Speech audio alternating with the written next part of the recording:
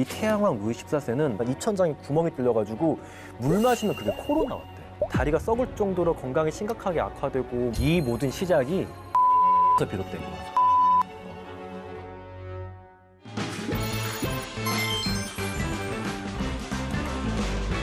내가 오늘 또 진짜 재밌는 얘기 하나 해줄까? 오늘 도야?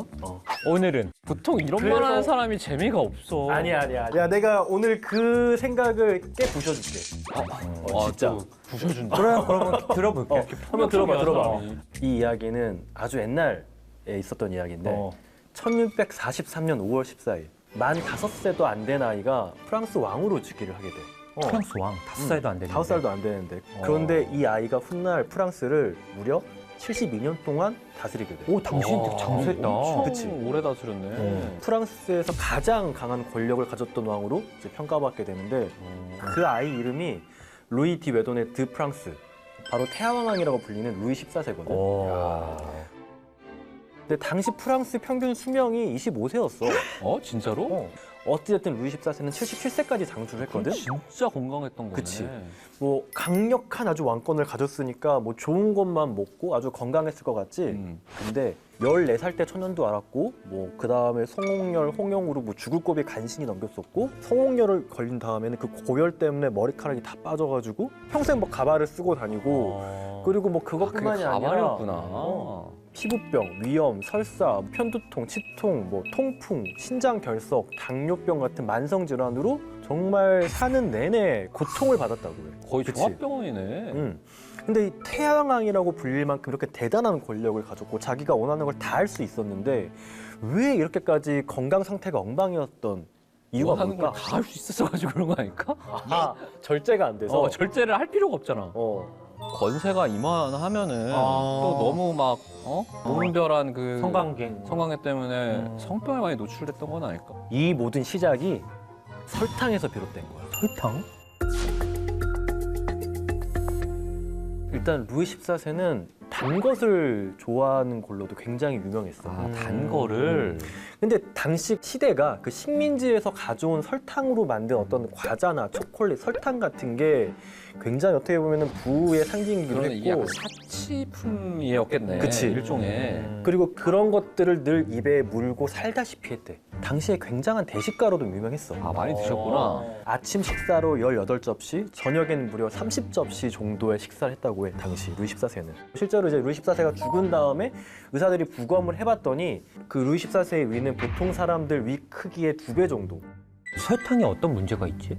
치아에 우리가 어린애들한테 단 거 많이 먹으면 이빨 썩는다고 썩지. 엄청 썩지. 실제로 루이 14세는 치통도 굉장히 죽을 때까지 앓았었고 이빨을 굉장히 많이 뽑아냈었다고 해. 그 이유를 모르니까 근데 그럼에도 계속 먹었구나.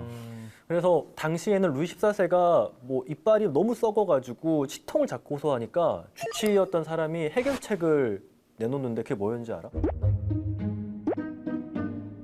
이가 썩었어? 이를 뽑아. 근데 그 당시에는 이거 뽑는 것도 잘 못하고 이게 균 감염 같은 게 취약하잖아. 근데 이거 잘못 구멍 뽑으면은 나는 거 아니야? 그치.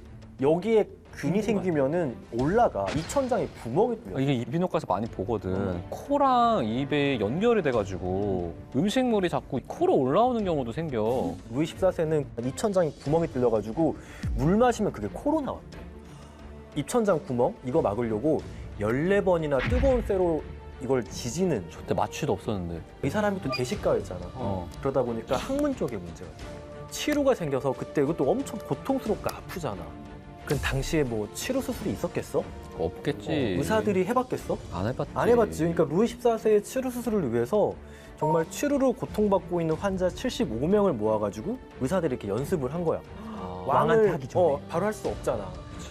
그러니까 왕을 위해서 그 75명이나 되는 사람들이 그 고통을 이렇게 겪게 된 거지. 첫 번째는 진짜 그런- 첫 번째 하는 사람은 너무 이제 그런 연습 끝에 이제 루이 14세도 치료 수술을 받게 됐어. 그러니까 이제 단 거를 자꾸 먹다 보면은 감염에 취약해져. 혈당이 많아지면 기본적으로 면역은 떨어지거든. 다리도 감염돼가지고 다리가 거의 썩을 정도로. DM포셨나? 그랬을 가능성이 당뇨발? 있어. 이것 때문에 아. 혈당이 높으니까. 그래서 다리가 썩을 정도로 건강이 심각하게 악화되고 감염이 점점 생겨가지고 1715년 9월 1일 태양왕 루이 14세가 결국엔 숨을 거두게 되지. 당은 적당히 있으면 이건 우리한테 좋아. 근데 이게 자동차에 넣는 기름 같은 거여가지고 우리 혈관에 기름은 잔뜩 넣어놨는데 우리가 이걸 안 써. 그리고 기름 이 혈당 수치가 너무 높게 돼. 그러면 거기서부터 이제 문제가 생기는 거야. 어떤 문제가 생기지? 너무 높은 당은 췌장이라든지 각종 근육이라든지 이런 데 당 독성을 일으켜가지고 그 장기의 기능을 떨어뜨리게 하고 이렇게 당이 올라가게 되면은 췌장이 이제 인슐린이라는 호르몬을 내가지고 그걸 낮추려고 노력을 해. 그러니까 얘 혼자 운동을 하는 거야. 몸은 가만히 있는데. 그치.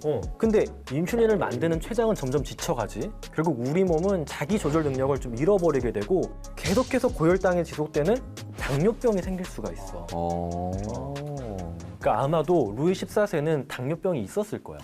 당들이 결국 지나가는 그 수도꼭지가 우리 혈관이거든. 혈관이 다 녹슬어 버린단 말이야. 당 때문에. 다리에 있는 혈관들이 다 녹슬었을 거야, 그 사람은. 그러면 어떻게 되지? 다리로 피가 잘 안 가.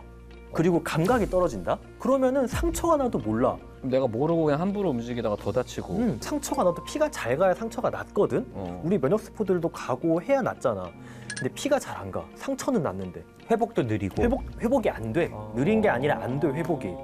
썩는 거야. 작은 상처가 발톱 자르다가 살짝 상처 날 수 있잖아. 그렇지. 근데 거기서부터 썩어 들어가기 시작해. 당뇨 환자분들은. 당뇨가 심하면. 썩어 들어가기 시작해가지고 당뇨발 있는 분들은 사실 다리 결장까지 가는 경우가 지금도 많아.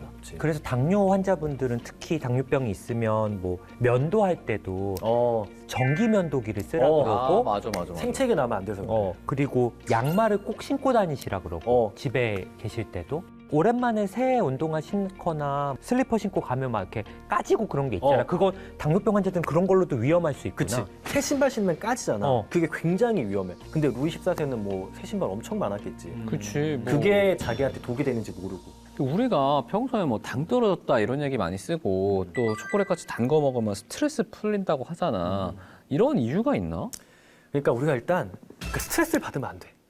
스트레스를 그치, 스트레스는 스트레스를 일단 우리가 받잖아. 그럼 우리는 그 스트레스를 이겨내기 위한 호르몬이 나와.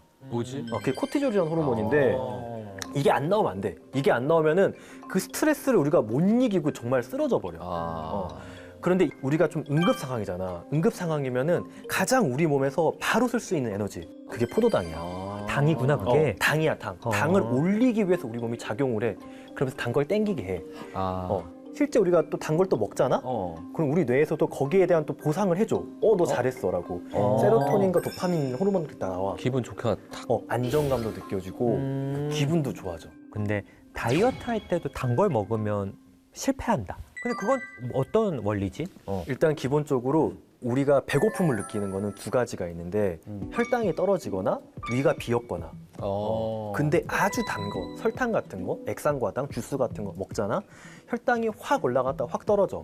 공복감을 느껴. 사실 나는 위는 비어 있지 않은데. 배고플 때가 아닌데 배고프다고 느끼고 이게 당이 일단 들어오면은 우리 몸에서 인슐린이라는 호르몬이 이 혈당을 떨어뜨리기 위해서 엄청나게 나오는. 근데 이 인슐린이라는 호르몬은 사실 우리 몸에 음식을 저장하라는 시그널을 굉장히 강하게 보내고 우리 몸에 있는 지방을 분해하지 말라는 신호를 보내. 살은 안 빠지게 하면서 네가 먹었던 그 모든 것들이 우리 몸으로 일단 저장하라는 시그널을 굉장히 강력하게 보내.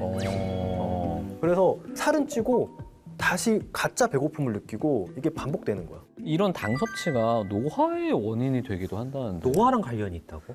굉장히 관련이 높아. 굉장히. 그러니까 우리 설탕물 보면은 좀 어때? 끈적끈적하잖아. 엄청 끈끈하지 당이. 이 당이라는 거는 기본적으로 너무 높은 농도로 있으면 달라붙는단 말이야. 그래서 거기서 염증 반응을 일으키고 활성산소 만들고 단백질을 변형시켜버려.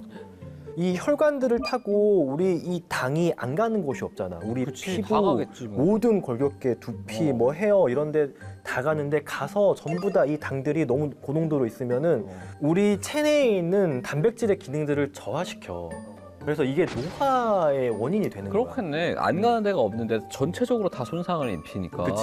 그러면 무설탕 제품을 먹으면 뭐 노화라던가 음. 다이어트라던가 이런 부분에 좀 도움이 많이 되겠네 그러면. 근데 이것도 좀 잘 봐야 되는 게 무설탕 제품이라고 나오는 것 중에 액상과당이 들어있는 것도 있고 인공 감미료가 들어있는 것도 있어. 나 액상과당은 애기들 음료수 이런 거에서 본 것 엄청 같은데. 들어있는 것 같은데. 그러니까 액상과당이 뭐냐면은 이거는 그냥 인공적으로 만든 과당이야. 포도당을 효소 처리해가지고 이제 과당으로 전환한 건데 옥수수 시럽이라고도 해. 근데 결국엔 이것도 혈당을 올려. 그리고 굉장히 빠르게 올려. 설탕은 우리가 보통 이렇게 좀 다른 음식들에 들어있는 경우도 많잖아. 그치, 뭐 약간 뭐 제육볶음이나 이런 거. 그런 데 들어있으면 어찌됐든 다른 음식들, 다른 성분들이랑 같이 먹으면은 어찌됐든 이 설탕의 흡수 자체는 좀 느려진단 말이야. 아, 다른 애도 있으니까. 근데 액상과당은 보면은 주스 같은 거에 많이 맞아, 들어있어. 맞아. 음료 같은 그거는 거에. 혼자 먹지. 액체 성분이잖아. 액체 성분은 또 기가 막히게 빠르게 또 흡수가 진짜 빠르게 돼. 그래서 액상과당 같은 거 먹고 혈당 재보면 한 15, 20분이면 확 올라가기 시작해. 근데 이게 빠르면 빠르게 올릴수록 이거를 이렇게 없애는데 시간이 더 많이 걸려. 고혈당에 노출되는 시간이 더 그치. 길겠네. 그래서 내가 먹은 당량은 똑같다고 해도 이게 한 번에 이렇게 올라가는 게 훨씬 우리 몸에 안 좋단 말이야. 췌장에도 안 좋고. 근데 아까 인공 감미료가 대신 들어있는 경우도 있다고 했는데 일반 설탕보다 감미료가 더 살이 찐다고 하는 게 사실이야? 인공 감미료는 설탕보다 훨씬 단맛을 내지만 우리 몸이 흡수하지 못하는 우리 신체는 그럼 흡수하지 제로 칼로리네? 못하는, 그치, 제로 칼로리. 음. 이게 정말 설탕을 대체만 한다. 혹은 내가 앞으로 이런 단맛을 좀 줄여나가는 방향으로 먹겠다 그러면 좀 도움이 될 수도 있어. 근데 오히려 우리의 허기를 돋굴 수 있어. 우리의 뇌는 기대하나? 이 단맛에 부응하는 혈당의 상승을 기대해. 근데 자꾸 뭔가 단맛이 혀에 느껴지는데 혈당이 안 오르잖아. 그러면 우리의 뇌는 허기가 진다는 시그널을 보내 우리한테. 그래서 실제로 이 인공 감미료를 먹으면서 뇌 MRI를 찍어봤더니 비만하신 분들은 특히 인공 감미료를 먹었을 때 허기를 느끼는 뇌의 신호가 굉장히 자극되고 포만감을 느끼는 신호는 낮아져. 그래서 이런 인공 감미료를 먹다가 자기도 모르게 이런 설탕이나 단 음식을 더 먹게 되는 폭식하게 되는 경우들이 생겨. 그러면 인공 감미료가 다른 부분에는 그냥 괜찮은 거야? 체중만 신경 안 쓰면? 이것도 지금은 이제 꽤 오랜 시간이 지나가지고 좀 대규모 연구들이 나왔어. 인공 감미료가 나온 인공 감미료도. 그래서 봤더니 인공 감미료가 든 음료를 한 캔 이상만 마셔도 심혈관 질환 같은 위험성이 올라가고 한 캔? 어떤 연구에서는 두 캔부터는 이런 위험도가 확실하게 증가되더라. 이런 레포트가 있었기 때문에 정말 하루에 한두 캔 정도만 먹어도 위험성이 올라가는 거야. 어찌됐든지 간에 이 인공 감미료가 우리는 흡수를 못 시키지만 장에 있는 장내 미생물들은 얘네를 이렇게 분해해가지고 우리 몸에 어떤 대사에 안 좋은 물질을 내놓는 그런 영향을 미치기도 하고 물이나 탄산수를 마시는 사람들에 비해서 이런 인공 감미료가 들어간 주스를 마시는 사람들이 같이 먹는 음식들이 또 건강하지가 않은 거야. 가능하다면 좀 안 먹거나 좀 계획적으로 먹는 게 계획적으로. 이게 내가 애를 키우다 보니까 그러게. 어린아이들한테 설탕이 더 위험하다고 하는데 그 이유가 뭐야? 일단 첫 번째로는 액상과당이 들어있는 주스가 굉장히 생각보다 많아. 애기들 이렇게 근데 진짜 많긴 많아. 아까 말한 대로 액상과당이 들어가면은 혈당이 확 올라간단 말이야. 아이들의 뇌는 그리고 아이들의 입맛은 굉장히 민감해. 근데 머리에서 도파민이 확 나오잖아. 그러면은 마약을 접한 어떤 우리의 뇌의 반응처럼 거기서 굉장히 강한 그런 쾌감을 느껴. 그리고 반복해서 먹을수록 더 강한 단맛을 찾게 돼. 어릴 때부터 거기 익숙해지면 중독이 되는 거지. 근데 아이들은 더 전두엽이나 이런 발달이 더 좀 약하잖아. 자기가 이거를 논리적으로 절제해야 될 이유를 찾지를 못해, 아이들은. 설탕 중독이 가장 이게 쉽게 만날 수 있는 어떤 유아 중독 사례 중에 하나야.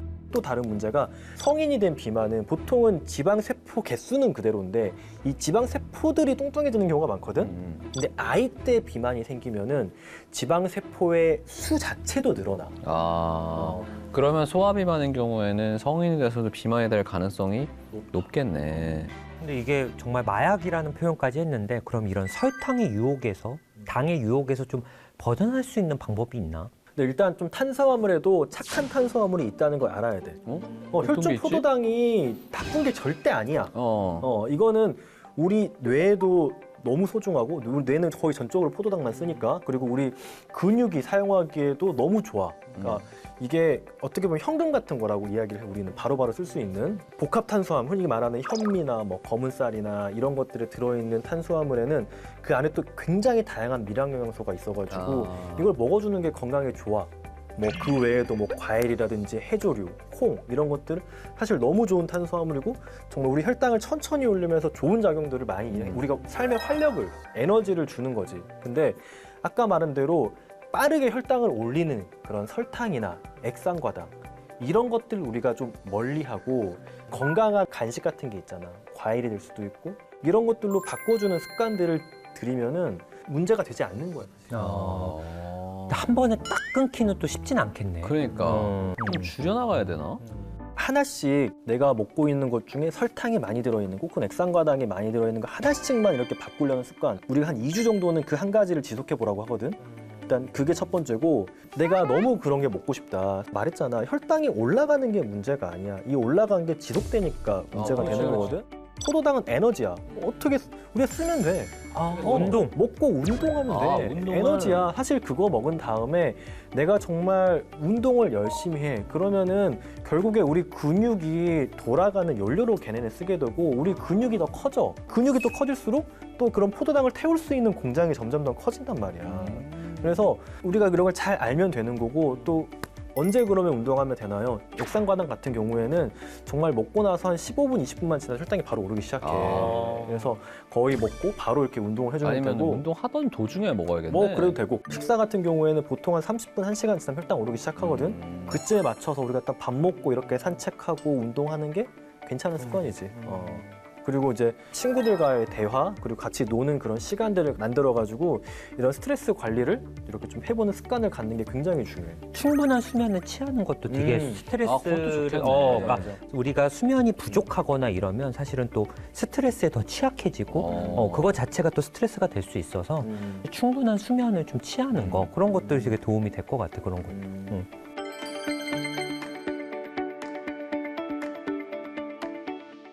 네, 오늘 내용도 재밌으셨나요? 더 좋은 의학 정보를 원하신다면 구독과 좋아요 꾹 눌러주시고요. 궁금한 건 댓글 남겨주세요. 지금까지 우리는 닥터 프렌즈였습니다. 설탕은 버리고 닥터 프렌즈는 절대 버리지 말아주세요.